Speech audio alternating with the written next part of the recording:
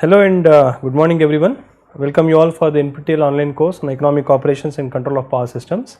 We will continue our discussion with respect to pump storage hydroelectric power plant.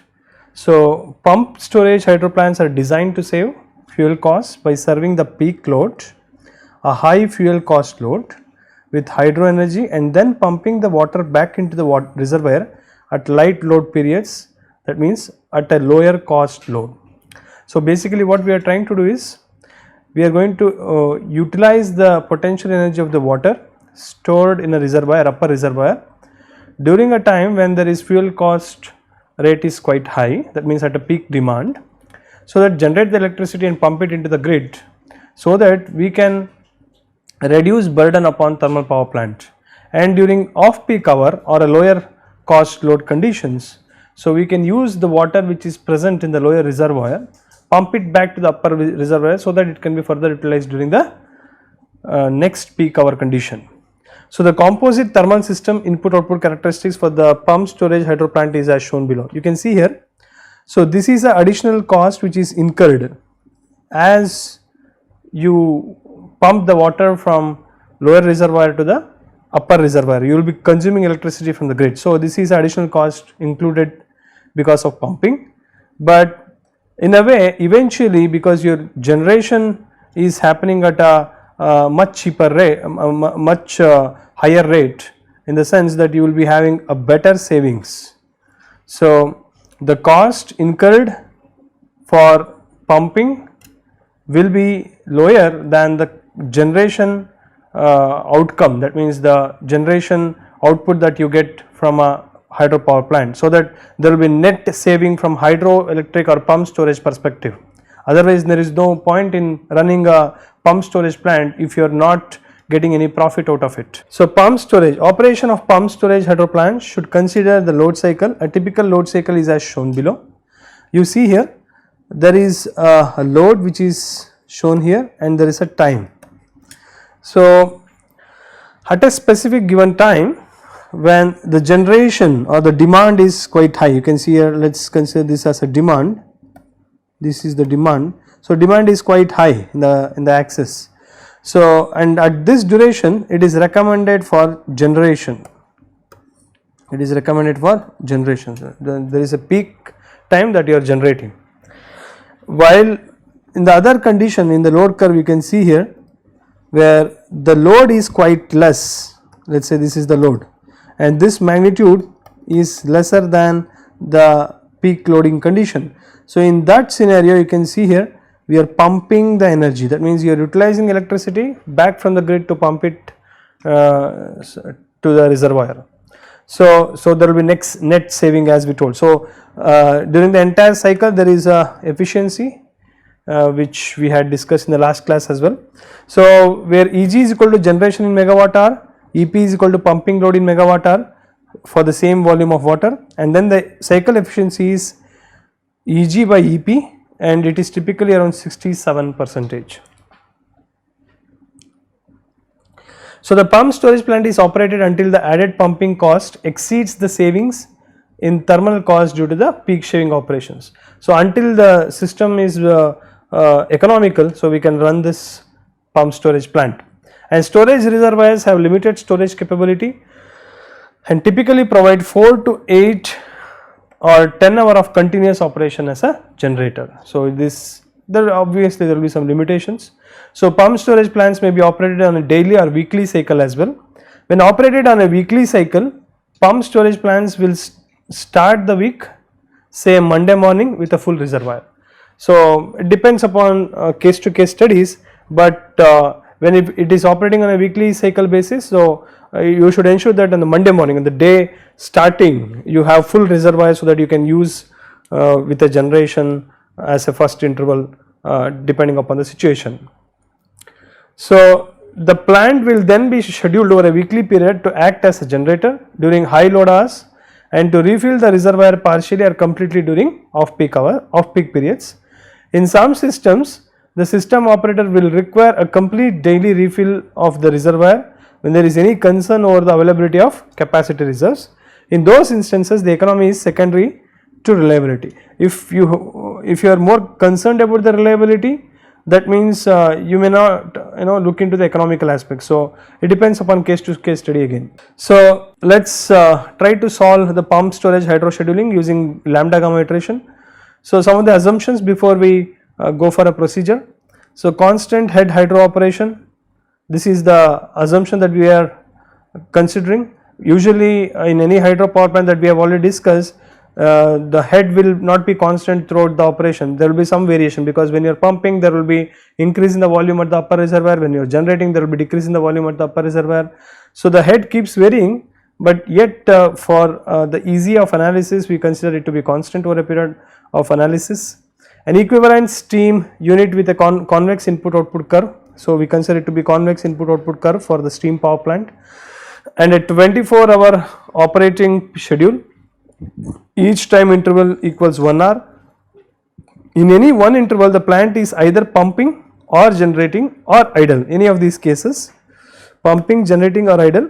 Idle will be considered as just a limiting case of pumping or generating. Beginning and ending storage reservoir volumes are specified, and pumping can be done continuously over the range of pump capability. Pump and generating ratings are the same, and there is a constant cycle efficiency. So this is how a typical pumped hydro power plant looks like. There is a upper reservoir, you can see here, this flow rate, water flow rate RJ it is given as, and there is a volume of water which is stored in a upper reservoir which is mentioned here as Vj. This is the volume of water which is stored, and this same water would flow through the penstock, and then there is a powerhouse and there is a lower reservoir. So as I already told, during generation water is released in this direction during generation, and during pumping the water is pumped back from lower reservoir to the upper reservoir. So there is a pumped hydropower plant and there is equivalent steam thermal power plant. This is a steam thermal power plant, and they put together they are serving the load. This is the load. So the problem is set up ignoring reservoir volume constraints to show that the same type of equations can result as those that arose in the conventional hydro case. In the figure below shows the flow of water and equivalent electrical system as we have discussed just now. So some terminologies: RJ is inflow rate at any interval j, so which is expressed as acre feet hour, and Vj is volume at the end of interval which is given in acre feet, and Qj is discharge if generating. So because if there is a generation, of course water will be discharged, and Wj, there is another term that we are considering, pumping rate if pumping. So both the units are same, but different terminologies to help us discriminate whether it is a term associated with the generation process or a term associated with the pumping process. So intervals during the day are classified into two sets. So K is the duration or the intervals, number of intervals during the generation process, and we have I, which is corresponding to the intervals of pumping. So both generation and pumping, and could be some idle scenarios, all of them put together we have 24-hour schedule. So the reservoir constraints are to be monitored in the computational procedure. The initial and final volumes are V0, which is considered as Vs, and V24, that means V0 means it is V0 basically at the 0th hour, that means in the beginning, and there is V24 which indicates at the end of a day, that means at the last interval of a day, that is considered as Ve. So the problem is to minimize the sum of hourly cost for steam generation over the day while observing the constraints. So it's schedule on daily basis. So the objective function is to minimize the overall cost of operation of a thermal power plant. So this total fuel cost for a day is given as Ft is equal to J is equal to 1 to 24 Fj Psj. So this is a well known equation that we have discussed many times in our previous classes.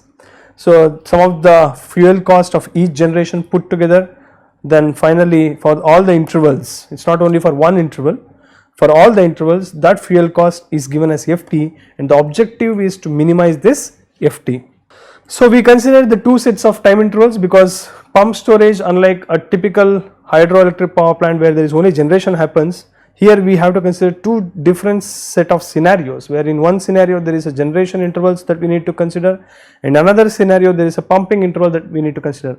One thing the students need to notice that when there is a generation which is happening, you cannot have pumping. If pumping is happening, the generation cannot happen. So both cannot happen simultaneously.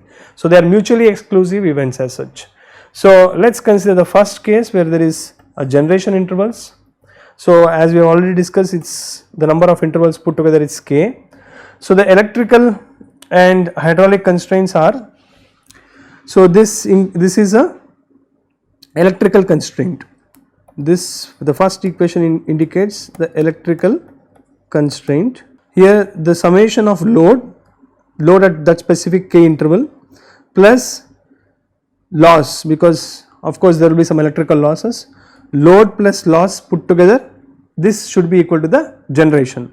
What is the generation? Generation is happening from the thermal power plant at that specific interval PSK, and from the pumped hydropower plant which is now behaving like a typical hydro generation plant. So that means minus PHK, this is equal to 0, this is a generation interval. That means the summation of load is equal to summation of generation. And there is a hydro constraint, this is a hydro constraint. What hydro constraints that we need to consider? This is the volume of water, that means Vk at that specific interval, Vk minus 1, that means at this specific interval whatever is the volume of water, and that is subtracted with the volume of water that was present in just previous interval, just one interval before this specific interval that we are talking now. This is equal to basically Qk minus Rk. So Qk is the discharge, the water discharge, and Rk is the inflow to the upper reservoir. So what is happening? Because it is a generation interval, Vk minus 1 means the present interval volume of water as compared to the previous interval volume of water, whatever the difference, that is same as the water which is discharged from the upper reservoir minus the water which is inflown or flowing into the upper reservoir. So that difference should be same, and of course some minimal evaporation may be there, that is very insignificant, or loss in some tubes or some leakage of water, whatever, some spillage, so that we are ignoring as such here. So these give rise to a Lagrange function during a generation hour interval k of, so this is the Lagrangian function. So what is Fk? This is a fuel cost at that specific interval Fk that we need to minimize, this is objective function as such. Subject to, there are two constraints. So in a typical thermal scheduling we had only one constraint which we indicated as lambda, that means the objective was to just ensure that summation of generation is equal to load demand. However, now we also have a water constraint or hydro constraint that we need to cater into.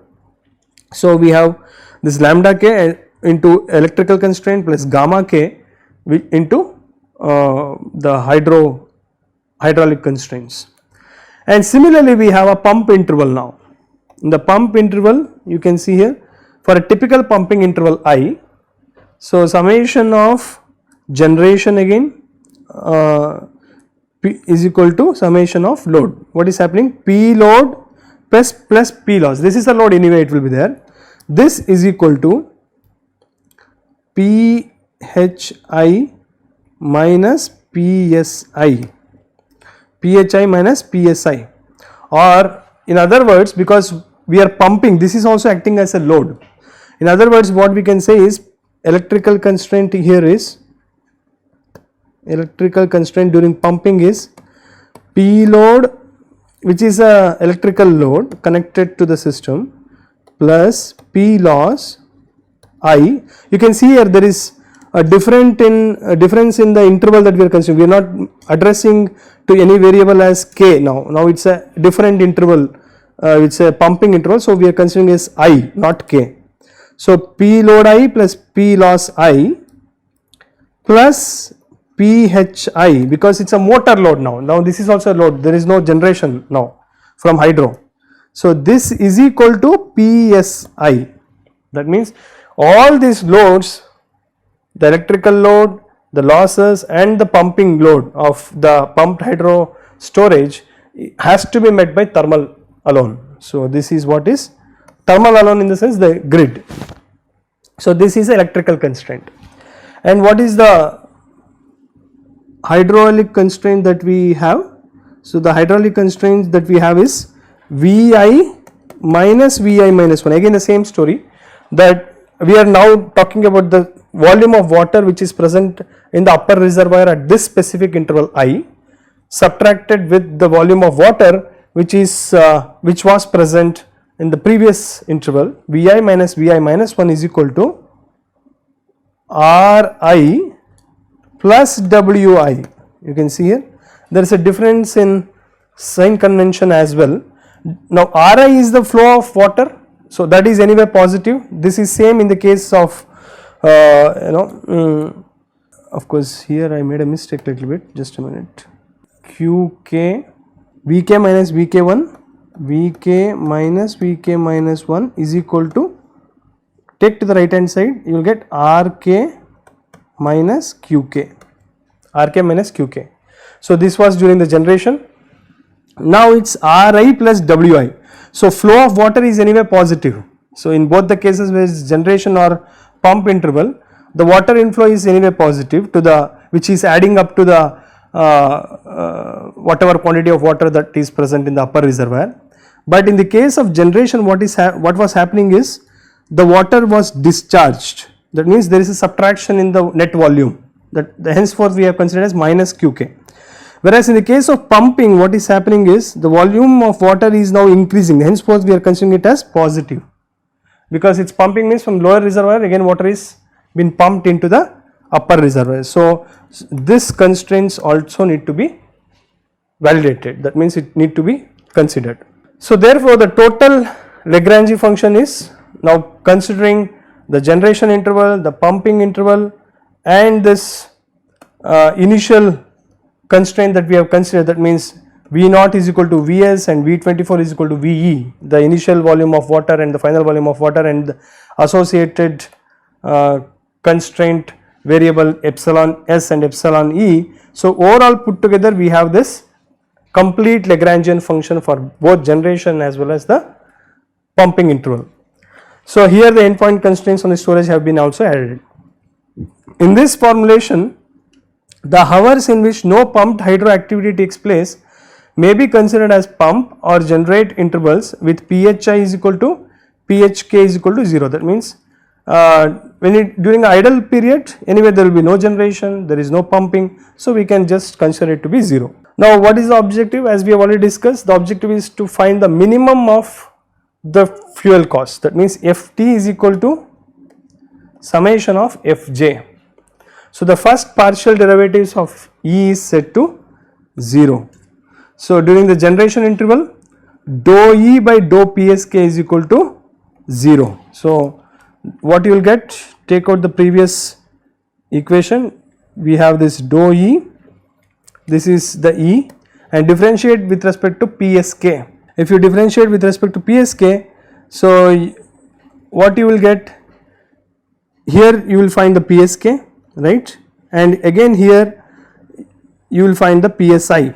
So it's both at the generation and pump interval you have Psk and Psi. So because we are considering only the generation interval in the set 1, so Psi will not be there, so I interval will not be present, so you have to differentiate only with respect to Psk. So what you will get, minus lambda k, if you differentiate this expression, so you will get minus lambda k into, because loss function will also have a, if you remember the loss, P loss is expressed as something like PS 1 square, PS 2 square, some PS 3 square, like this. So again loss expression is also a variable of different generations, thermal generations. So this is also a variable that need to be differentiated. It's not a constant anymore, it's a variable. So P loss will also be differentiated with respect to the generation. That means lambda k into dou P loss k by dou Ps k minus lambda k. So what you will get is lambda k minus lambda k into 1 minus dou P loss by dou Ps k plus dou F k by dou Ps k. So there is a fuel cost also which is there. So dou Fk by dou Psk. So the hydraulic constraints will be considered as constant because you are differentiating with respect to thermal generation. So that will be 0 anyway, and pump interval variable will also be not present. So in the entire total Lagrange function, ultimately you will have generation part, in that too only electrical constraint that need to be differentiated along with this fuel cost. So ultimately we will get this expression. Similarly, when you differentiate with respect to PHK, that means hydro, so hydraulic constraints, so what hydro generation basically, so what you will get is minus lambda k into 1 minus dou P loss by dou Phk, because the loss, total loss is scattered both by thermal generation as well as hydro generation. So now anyway, because hydro generation is also there, so lost function will again get differentiated with respect to hydro generation, plus you will not be having any fuel cost, because fuel cost is the function which is associated with the thermal power plant. So this part will not be present when you differentiate with respect to hydroelectricity. So this is a constant, Fk will be constant with respect to hydropower plant derivation, so that will be 0. Then ultimately you will get only gamma k into dqk by dpk by dpHk, you see here. So Vk is a volume of water, this is 0 anyway, it's a constant, it's not a variable.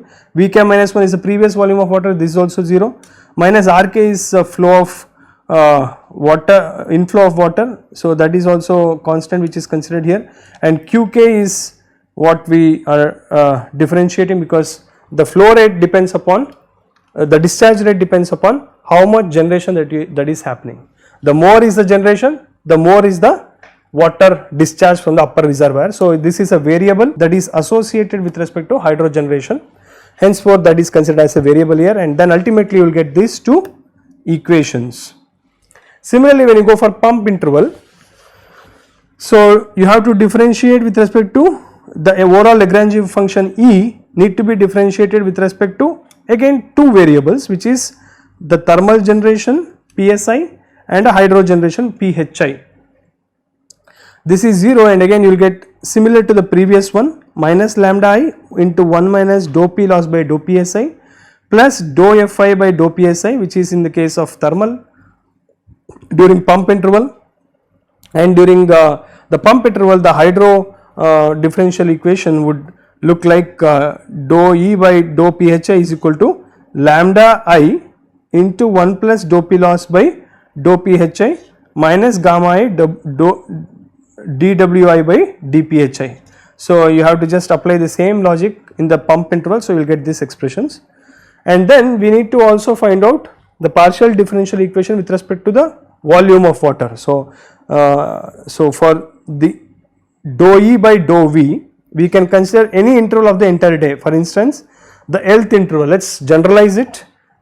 For the Lth interval, which is not the first or the 0th interval and the 24th hour, forgetting 0th and 24th hour, for rest of the hour, if we have to find out this partial differential equation with respect to the volume of water, so that we get as dou E by dou VL is equal to, again which is 0, this is same as gamma L minus gamma L plus 1. How we are getting this is, you see here, in this expression, anyway we are considering the total Lagrangian function again, dou E by dou VL. So if you come back to this previous case, you can see here, so in the case of generation, volume of water is present only in this hydraulic constraints, it is not present in the electrical constraints, nor it is present in the fuel cost. So when you are differentiating in the generation interval with respect to volume of water, what you would get is gamma, because we are considering interval as L now, any general interval as L. So gamma, instead of K it is now L, gamma L into dou VL, because we are considering as K, as the K is equal to L. So dou VL by dou VL, again that is 1, that means ultimately you will get as gamma L, you will get as gamma L when you are differentiating dou E L by dou VL, especially for the generation interval I am speaking. This is equal to gamma L minus this will be constant, because this is the volume of water in the previous interval. So that is anyway constant, is not anymore a variable that we need to consider for this specific interval, and volume of water discharge or water inflow is again a constant, so that will be 0 anyway.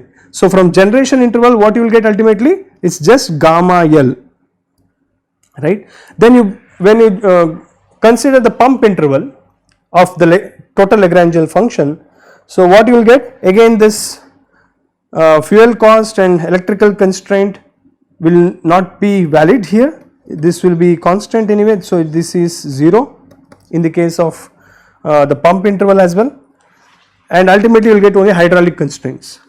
In the hydraulic constraint what you will get is gamma, now I is the interval here. In the previous case we considered K is equal to L, that means generation is considered as the present interval of the interest. So now when generation is happening, the pumping cannot happen, when pumping is happening, then generation cannot happen simultaneously, that I have told earlier. So what is happening is, if K is equal to, if you need to equate this, K is same as I minus 1, that means now if it is a generation, the previous interval was the pumping, that means I is equal to K plus 1, or if K is equal to L, in this previous case K is equal to L, now I is equal to L plus 1. So now in this expression of pump interval what you will get, if you differentiate dou EL by dou VL in the case of pumping, this will come out to be gamma I is considered to be L plus 1, gamma L plus 1 into VI, when I is equal to L plus 1, so this is VL plus 1, dou VL plus 1 by dou VL, this is 0 because it is a next interval, it is not the present interval, so it is another constant that can be considered as 0. So this is equal to 0. So what you will get, gamma L plus 1 minus dou Vi minus 1 by dou VL, and rest again minus dou Ri by dou VL and minus dou Wi by dou VL will be 0 again. So only you will get this expression, dou Vi minus 1 by dou VL, then I is equal to L plus 1. So what you will get, gamma L plus 1 into minus dou VL by dou VL. So this is again minus 1. So ultimately what you will get, dou EL by dou VL is equal to minus gamma L plus 1. This is for the pump interval, and the rest of the Lagrange function, that means epsilon S into V naught minus Vs plus epsilon E into V24 minus VE becomes 0. This becomes 0 because it is a constant which is not considered, because it is with respect to the first interval and the last interval, that means 0th and 24th interval, which is not we are considering here. We are considering all other intervals except first and 24th interval. So ultimately for the entire differential equation of the Lagrangian function with respect to the partial derivation of the Lagrangian function with respect to the VL, the volume of water at that specific interval of L, is nothing but gamma L, which is coming from the generation interval, and gamma minus gamma L plus 1 that we are getting from the pump interval, then that is nothing but dou E by dou VL. What is that value of or dou E by dou V naught and dou E by dou V24 is also what we need to consider now. The reason being, we have considered for all the intervals except first and the 24th interval. Now we have to consider for the first and 24th interval what the differential equation looks like. So dou E by dou V naught is equal to again 0. This is nothing but minus gamma 1 plus epsilon s, minus gamma 1 plus epsilon s. So what we are trying to do here is, so we need to find out dou E by dou V naught, dou E by dou V naught and dou E by dou V24, right? This is 0th and the 24th interval. So in the 0th, now this is the total Lagrangian function, right? Dou E. Now we need to find out dou E by dou V naught first, right? So again this includes the generation interval plus pumping interval and this endpoint constraints as well, right? And endpoint constraints as well. Let's look into the generation interval first. In the generation interval, what we are considering, dou E by dou V naught, right? So in the case of generation interval, because first it is assumed that we are starting with the pumping. If you assume that either it can be generation or pumping, if you assume it as a generation or a pumping, then the generation will not be present. If you are considering generation, then pumping will not be present. So let's assume only pump interval, because it's only one specific interval we are not considering, we are considering here. Unlike the previous case of generalized expression, here we are considering only one specific interval. So to start with, let's assume to be a pump interval. In the case of pump interval, the generation aspect of Lagrangian function will get eliminated, that will not be present. In the case of pump interval, in the entire EI set of equation, you can see that only this hydraulic constraints that is valid. So let's consider the pump interval now. The EI, that means dou EI by dou V naught. This is equal to dou by dou V naught of this gamma I into Vi minus Vi minus 1 minus Ri minus Wi. Anyway, these are just a constants, this will become 0, right? So when we are considering this as a pump interval, now we are interested to differentiate with respect to V naught, that means I minus 1 will become 0 now, or I is equal to 1. So what you will get? This you will get dou by dou V naught of gamma 1 into if V1 minus V naught, and rest will be anyway 0. So partial differential equation of, that means gamma 1 into dou V1 by dou V naught minus dou V naught by dou V naught. This will be 1 and this will be 0 again. Ultimately what you will get? Minus gamma 1, minus gamma 1. So this is, anyway, generation we have considered it to be 0, and pumping we got minus gamma 1, and endpoint constraints, if you differentiate with respect to V naught, what you will get is dou E, dou by dou V naught of epsilon s into V naught minus Vs plus epsilon E into V24 minus Ve. So this will be 0 again, it's a constant. So if you differentiate with respect to V naught, ultimately you will get only epsilon s. So for the entire Lagrange function, if you differentiate, so ultimately you will get, just summarize now. So what you will get is dou E by dou V naught is equal to minus gamma 1 plus epsilon Es. This is what you will get for the complete Lagrangian function differentiation with respect to the first interval V naught. Again, if you differentiate for the last interval, that means now we need to find out for V24. We need to find out for V24. Let me use this space. You need dou E by dou V24. Now if we are starting with the pump interval and the end it will be generation interval. So if it is a generation interval, then pump interval will be 0. So again you need to differentiate only with respect to the generation set of intervals. So what you will get now, k is equal to 24, right. So if k is equal to 24, you will get gamma 24 into V24 minus V23, right, minus this Ri and inflow and anyway generation, Rk plus Qk, anyway this will be 0. So if you differentiate with respect to V24, what you will get? Ultimately you will get only gamma 24, and then the pump interval part will be 0.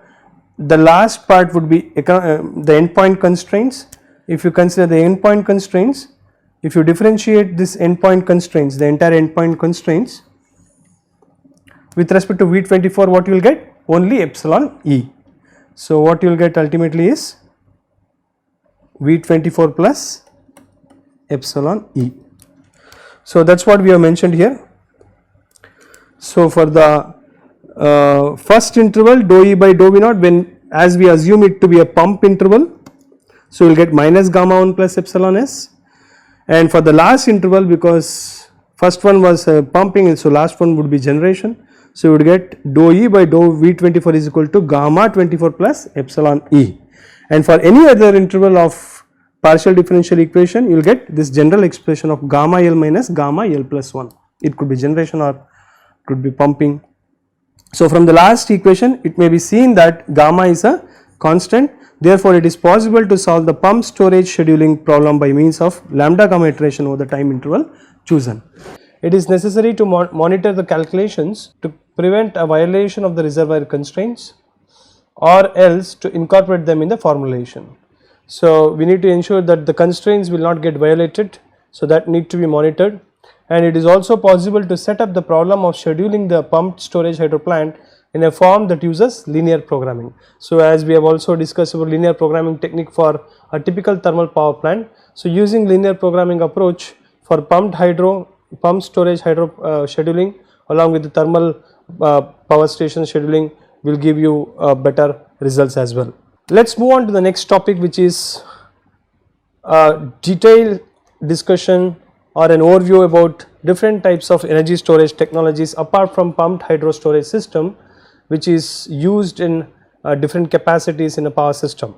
So the first one is compressed air energy storage, CAES, and then we have flywheel, which is a mechanical type of storage. Then we have SMES, superconducting magnetic energy storage, which is a magnetic type of storage, and there is we have a supercapacitor. The batteries, which is electrochemical storage type. In the electrochemical storage type, we have numerous options. So one could use lead acid battery, sodium sulfur, lithium ion, metal layer battery, fuel cell, and again ultracapacitors, which is same as supercapacitor. And then in terms of flow batteries, we have three types. We have polysulfide bromide flow battery.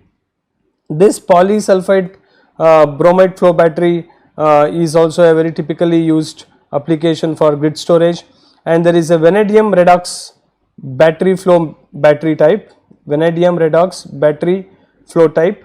So in this case, vanadium is used as a energy carrier basically. So the advantage with the vanadium redox flow battery type is it has good life cycle, that means 10,000 to 15,000 or more than 20,000 also.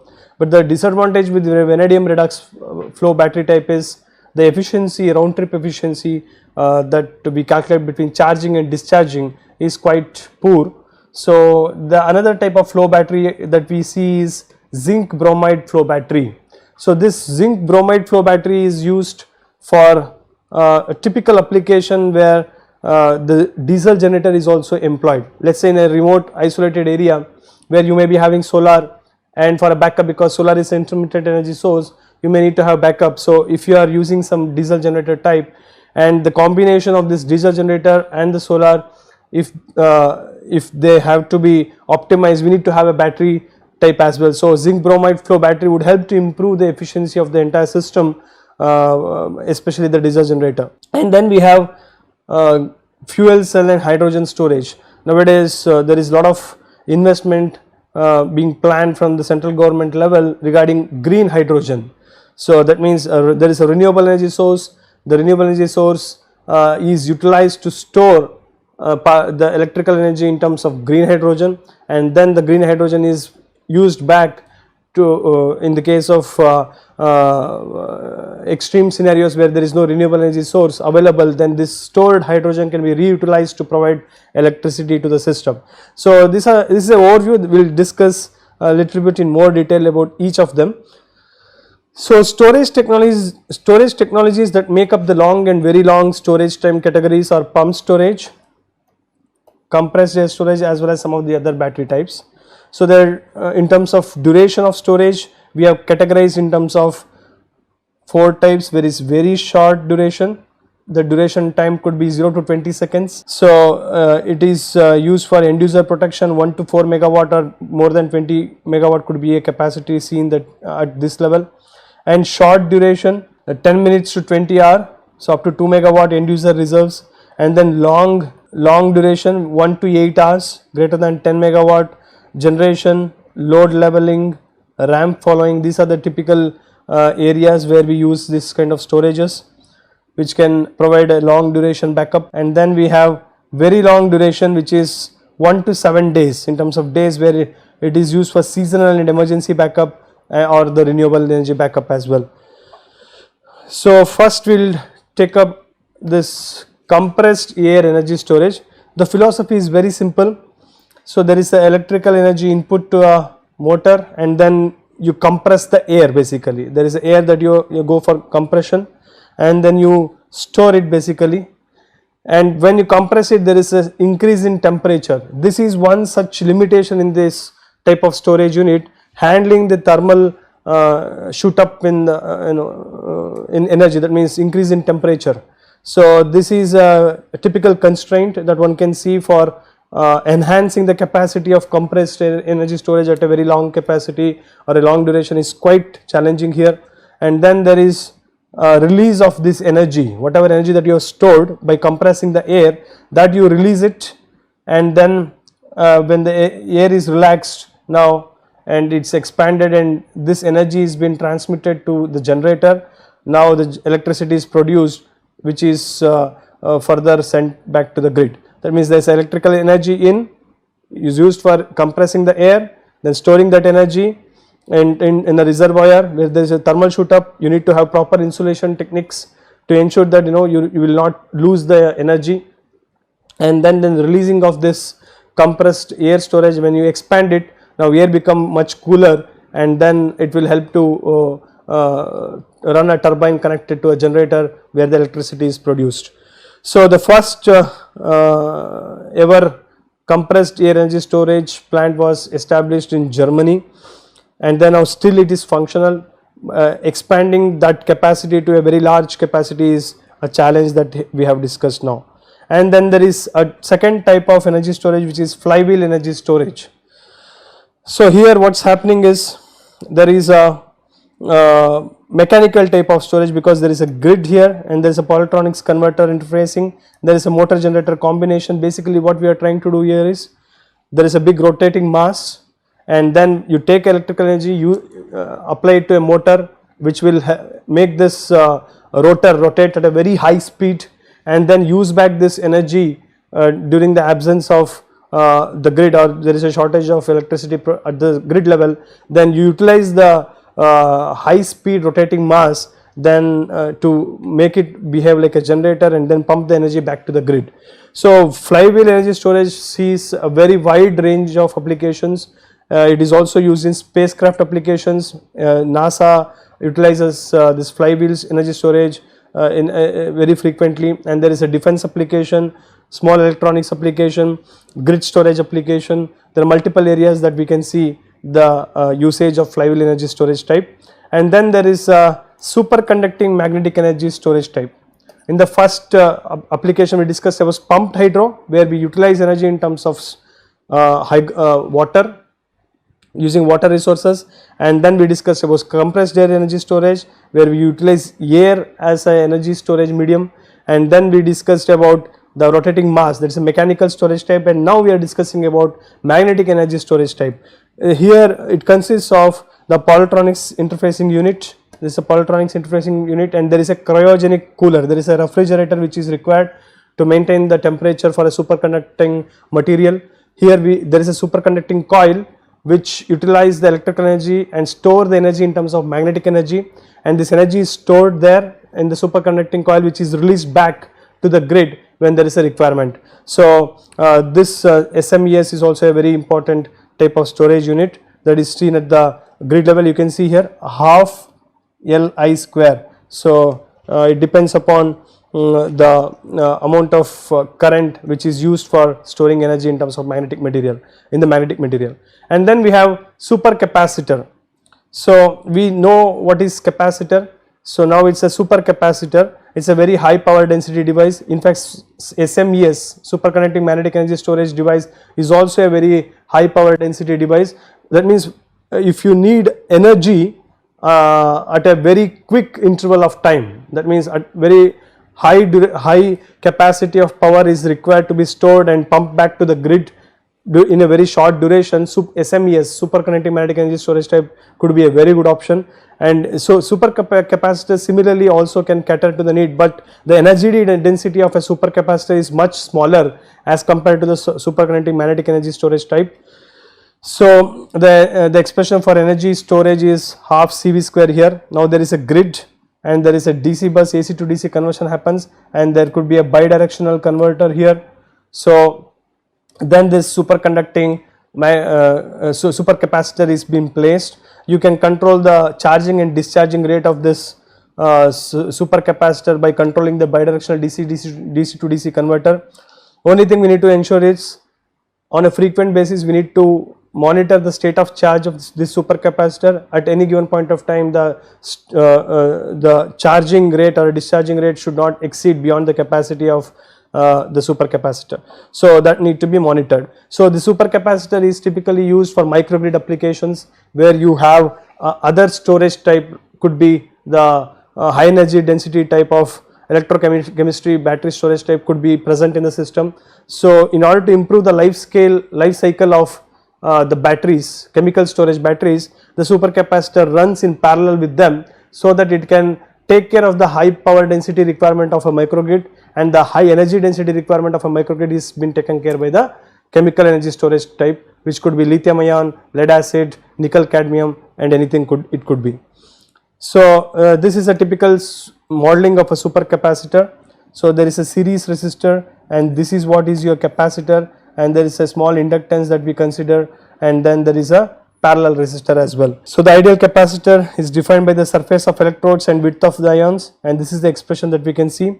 The series resistor indicates, or it defined by the quality of carbon deposition on the aluminum current collectors, defined by the electrical conductivity of the carbon, and defined also by the ionic mobility of the electrolyte as well. So the leakage resistor, the overcharge beyond the decomposition limit of the electrolyte is the reason for the presence of the leakage resistor in the modeling, and redox reaction impurities, redox reaction of functional groups on the edge of carbon particles, and electronic conductance through the separator as well.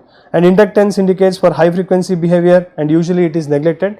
If you need a detailed modeling, inductance could be also engaged. So the complete equivalent circuit looks like this. You can see here there are many capacitors which are connected together. Basically this supercapacitor is a combination of innumerable number of capacitors, though the size looks very small, but the capacity is in terms of farads. For a typical rating that I can suggest is 57 farad, 16 volt. That means there are multiple combinations of the capacitors which are combined in series parallel fashion, such that you achieve this 57 farad. So usually the filter capacitors and all that we see is in terms of microfarad or millifarad, but this supercapacitor is in terms of 57 farad, but the size remains very small. So the cell, the balancing of the voltage across different capacitors is a typical challenge in the case of supercapacitor design. And then we come across electrochemical battery type. There is a grid, again similar to the type of supercapacitor control. There is a AC to DC and there is a DC to DC bidirectional converter. Again here there is a bidirectional converter, and then there is a battery. Now this battery also is connected to a battery management system, which will ensure that the health of a battery would be monitored at any given point of time and ensure that the life cycle of a battery would be enhanced. So the thermal handling and the state of charge handling, the damage that it could happen, fault scenarios, all these things will be taken care by this battery management system.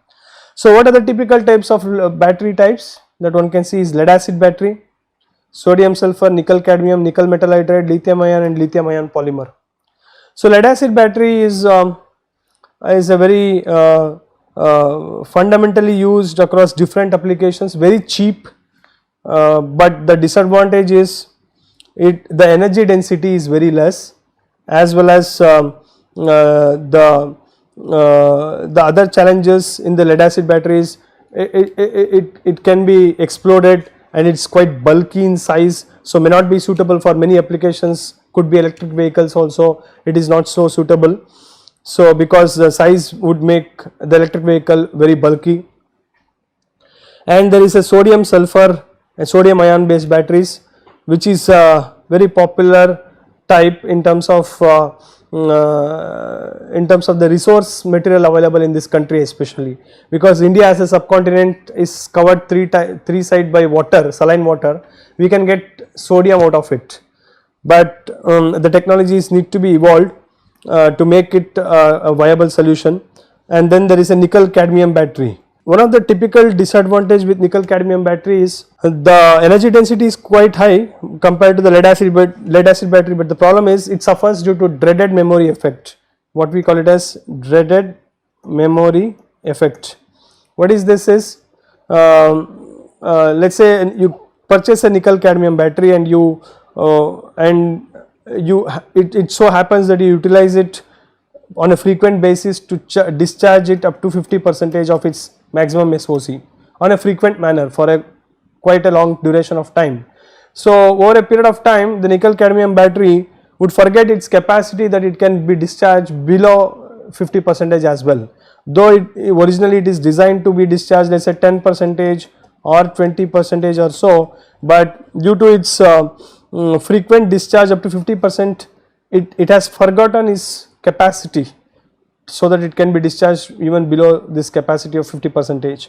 So this is one of the typical disadvantage that one can see in nickel cadmium battery. And then we have nickel metal hydride type as well, which is almost similar to the nickel cadmium, but the dreaded memory effect may not be seen here. So the very popular battery type is lithium ion, because the energy density is quite high and it is very much suitable for electric vehicle application, defense applications, space applications, various applications. The characteristics are very much suitable for very high fast charging and discharging. Everything is fine. The problem is it's quite costlier, because as a country like India, we do not have lithium resources. So most of the lithium resources are seen in Australia, African countries, as well as in China, US and all, but in India we do not have lithium based resource material.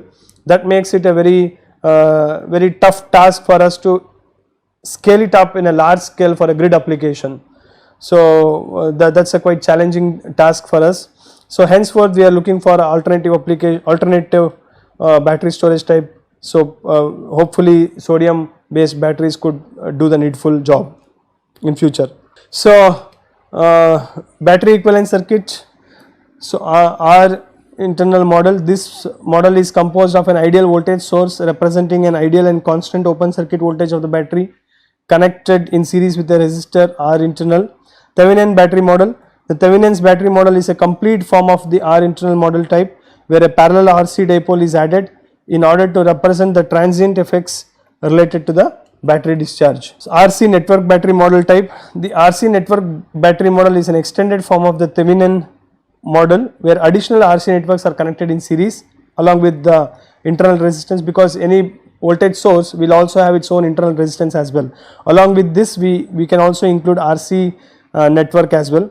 The idea is to model additional internal voltage drop of the battery occurring with different time constants. So this makes a battery model more accurate as compared to just considering the resistance. The number of RC dipoles must be chosen depending on the required accuracy of the model or the error between the simulated and measured curves of a given charge or discharge profile. And then we need to know about the battery management system. So battery management system is needed to increase the battery lifetime and reduce the battery aging effect. As we have discussed, these are the two important objectives of having a battery management system. Any battery manufacturer would also give you battery management system, BMS. So the main tasks of BMS are cell voltage monitoring, cell voltage balancing, because balancing of the voltage across different cells is very important, otherwise some cell may get damaged and further leading to the breakdown of the entire battery system. And current monitoring, temperature monitoring, the protection aspects, state of charge calculation, charging and discharging, other functions like real time clock, memory, battery authentication. So many objectives are fulfilled by using BMS. So what are the factors that affect the performance of a battery? One is the state of charge. So typically it is suggested not to discharge, let's say below 20% and not to charge frequently above 90%. Even you might have observed in your own cell phone batteries that if you frequently discharge it, let's say 5%, 3% or below 10%, the battery life would degrade very quickly. So and even charging beyond 90% is not so recommended. So typically it would be in the range of 20 to 90%, that makes the life of a battery that improves the life of a battery over a good duration actually. So mode of discharge is also another important factor, and the charging rate and discharging rate, we call it as 1C, 2C, 3C Coulomb charging and other things. So 1C is very quick charging and discharging rate. That means the entire capacity of charge rate of a battery, whatever the SOC is there, that can be discharged in 1 hour. That's what it mentions as 1C. If it is a 10C battery, that means the entire capacity of the battery can be discharged comfortably in 10 hours. So lithium ion is one such battery type which can support this 1C charging and discharging.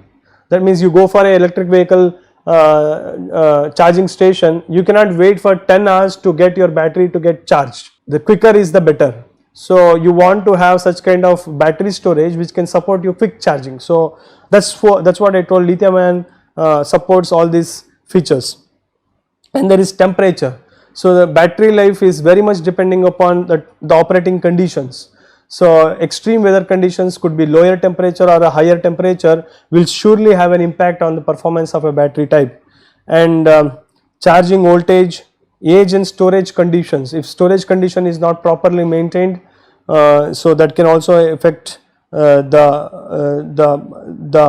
life of a battery, because there should be a proper air circulation, proper ventilation should be there, so that you can evacuate the thermal heat that is being accumulated because of this charging and discharging cycles. And also this depends upon the design aspect as well. So some important terms: capacity is given by integration of IT dt, dq by dt is what is current. So basically this is nothing but the charge. And then depth of discharge, DOD is very important term as well. Let's say you have a battery capacity of 100 ampere hour.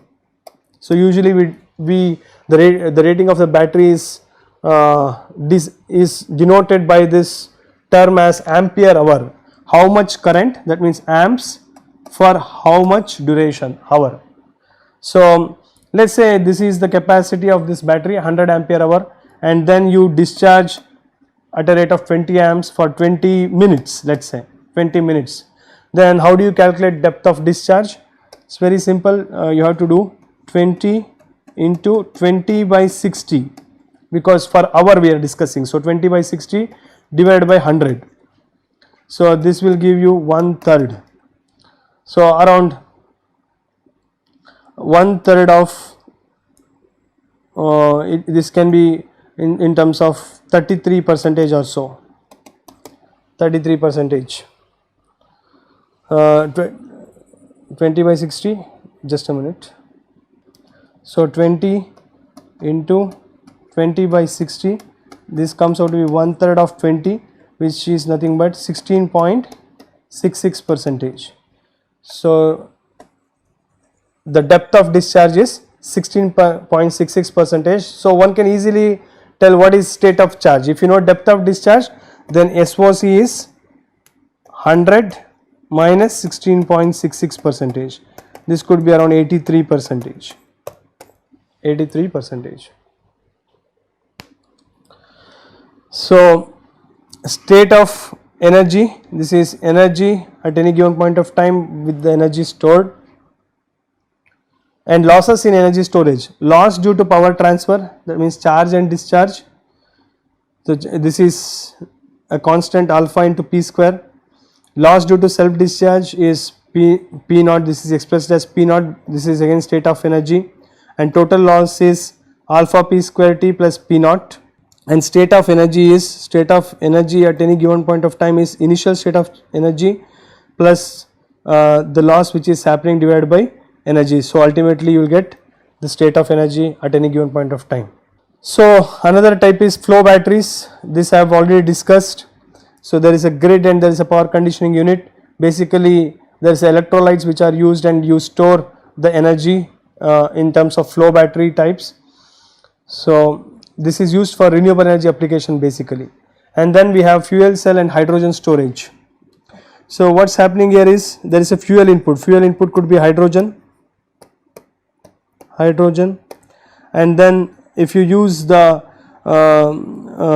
you separate this hydrogen ions, then the electricity is carried, and then you mix it with the oxygen, then water is taken out. Hydrogen ion with oxygen, then the water is been taken out. So this is during the discharge rate. During the discharge, that means you are producing the electricity. So during charging, that means you are storing the hydrogen. So the input is water, and then you separate the ions. Oxygen is been taken out, and this hydrogen is been stored here by using the electricity which is available externally, and then this hydrogen is stored in a tank basically. So again this hydrogen during the discharge cycle, this is used to produce the electricity. So but the disadvantage with the hydrogen storage as of now is the round trip efficiency is around 30 to 40% only. So efficiency is very poor, but there is a lot of scope to improvement as well, and the whole world is planning to invest on this green hydrogen. So just a table indicating the different comparisons of energy storage types. So in terms of energy density and power density, you can see here. So in terms of power density, there is no comparison for supercapacitors and capacitors, high power density device, but for in terms of energy density, you can see a battery and fuel cell could be a good option, or flywheel as well. And then in terms of life cycle and efficiency, you can see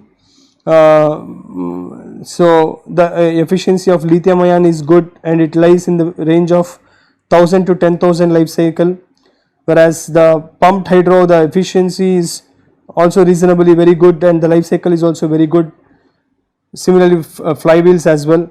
So metal layer type of energy storage, the life cycle is very bad as compared to the others. So just to summarize the energy storage, the importance of energy storage in smart grid or the power system area is renewable integration applications, off grid power, that means if there is no electricity board available, still you want to maintain the reliability of the supply, then you can use for off grid applications, and to flatten the load curve. That means if there is a peak at some time and you need to flatten the curve, so you can use this battery type to charge or discharge, so that you can reduce the burden upon the grid. So these are the typical areas that where the energy storage is used in power system level. So with this we will conclude. Thank you very much.